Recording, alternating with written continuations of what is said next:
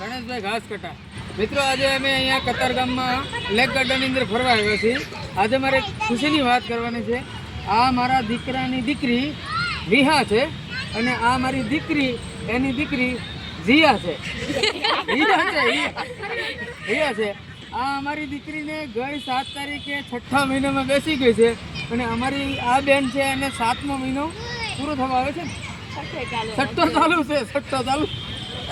તો આ બે દીકરીની ખુશીમાં હું સરકારી કચેરીના કામ કરું છું. એમાં ખાસ મને આ દીકરી જ્યારે 5મા મહિનામાં બેઠી ત્યારે મેં નક્કી કર્યું કે મારે કાંઈ સેવાકીય પ્રવૃત્તિ કરવી છે.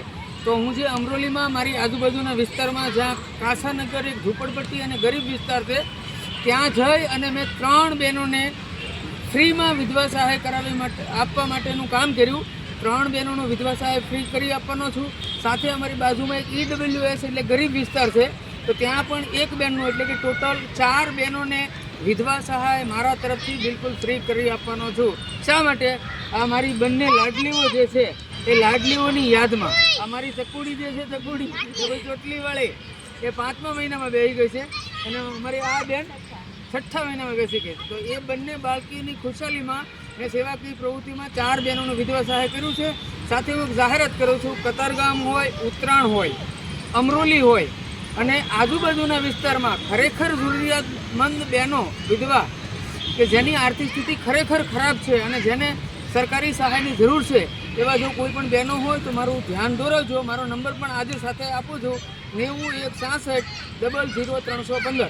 તો આ મારી દીકરી, અમારા દીકરાની હોવ, આ મારી લાડલીઓ અને આ મારા પપ્પાનો પરિવાર એટલે કે ભોળા દાદાના પરિવારના બધી બહેનો દીકરીઓને છે. અને ભાણીકી તમે આ બધું આવી જાવ. દીકરી તો અહીં તો આવી જા.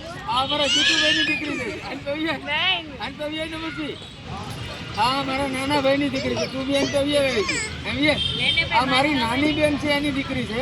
આવ્યું છે અને એક બેન જે શૂટિંગ ઉતારે છે એનું શૂટિંગ આવતું નથી. નમસ્કાર, જય શ્રી કૃષ્ણ. હરી કૃષ્ણ.